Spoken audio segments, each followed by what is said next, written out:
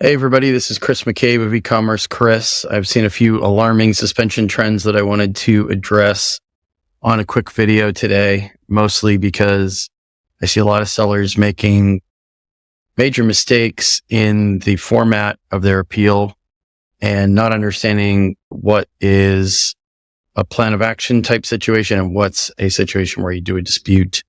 So for example, I was recently contacted by a seller who was authorized to sell a brand on Amazon. They had an authorization letter, LOA for short. And for some reason, Amazon was rejecting their invoices or the info on their supplier. Maybe they didn't verify the supplier, which is common, right? But how you react to it is crucial. And unfortunately, the seller was sending in all sorts of information in plan of action format. They may have even tried to dispute the nature of the suspension, but they used the plan of action, which is first section, root causes, second section, steps taken to remedy a problem, third section, prevention measures. Totally wrong format to use. It's essentially an admission that you had done something you weren't supposed to do, which in a lot of cases is grounds for having the appeal ignored, getting denied. They're looking for reasons to do a quick rejection, right? I think at this point, most savvy Amazon sellers understand that Amazon teams, policy enforcement guys, seller performance teams that I used to work on are looking for reasons to skip past an appeal. So if you send a plan of action when they're expecting a dispute, which in this case that I just mentioned, it should have just been a dispute. No plan of action format needed. The appeal should have just contained the information that the wrong decision was made by Amazon. The documentation was attached. If it's an escalation email, and you've been denied a couple of times, then you take it a step further and say, hey, we haven't had this properly reviewed. We had everything you wanted. Then that's one step beyond. But you're not even anywhere in the ballpark of getting that fixed if you're just sending in a plan of action because you saw something online or even hired somebody who told you, oh, you need a plan of action. We do these for people all the time. That's terrible advice. It's the wrong thing to send in. It's doing more harm than good.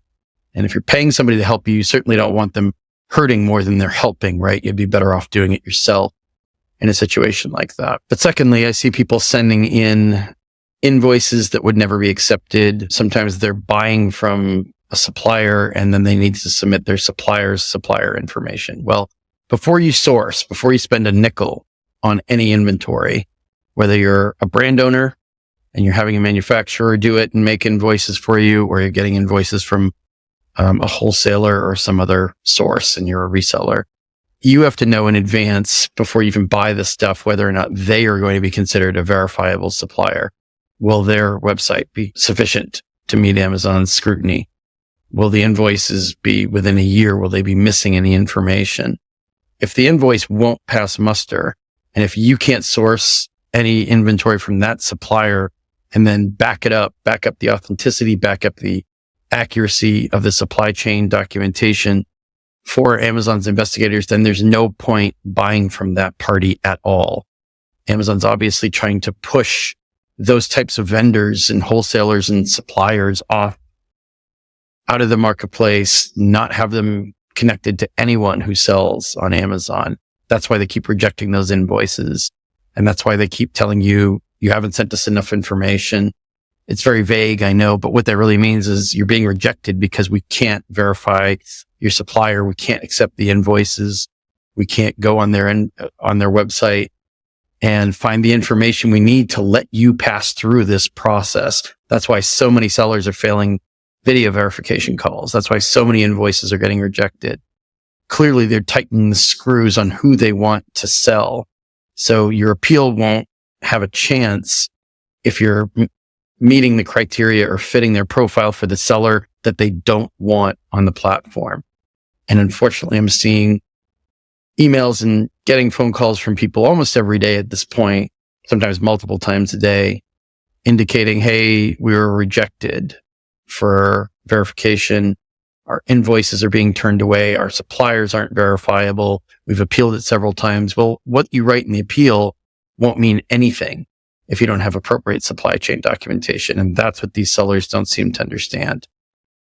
If you're doing a dispute because everything should have been accepted by Amazon but wasn't, that's different.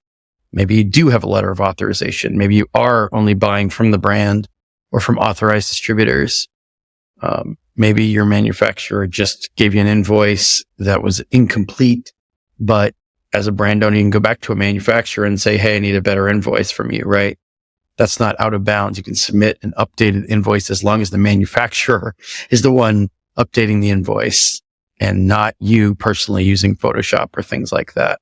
You start making mistakes like that, you get to the point where you can't even really appeal because you severed your path to resolution. You can't make those types of mistakes anymore on Amazon. They aren't necessarily undoable. Definitely consult with somebody like me before you make those kinds of moves, because those are high risk moves. They could be damaging to the point where you can't recover the account. And one final time, I'll just mention, please do not source or use generic plan of action templates to submit. Even if you know it's just something you're praying will be reviewed and accepted, maybe 1 in 100 times, the person on the other end won't even read it, and they will push you through the process, and they will accept a plan of action when they weren't supposed to.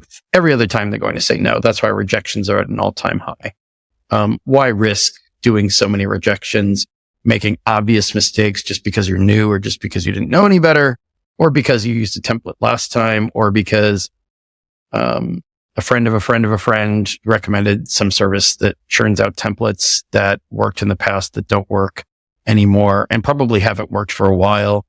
A lot of services that are pushing these know that they don't work. They're just looking to get through as many of these as possible and to get paid as often as possible before they shutter their doors at this point, because those templates have no value. So why take that risk? Why make those mistakes when you know the likelihood of it working is so low anyway? At that point, you're better off just doing a unique appeal yourself. And it's also just worth your time to understand the difference between an acceptable dispute, which can resolve your problem once Amazon takes the proper time to review it and accept it, the difference between that and a plan of action, and knowing when to submit the POA and when not to, because that can make all the difference in the world. So thanks for listening, and let me know if there are any questions on this, because this type of thing could make or break the likelihood of your success.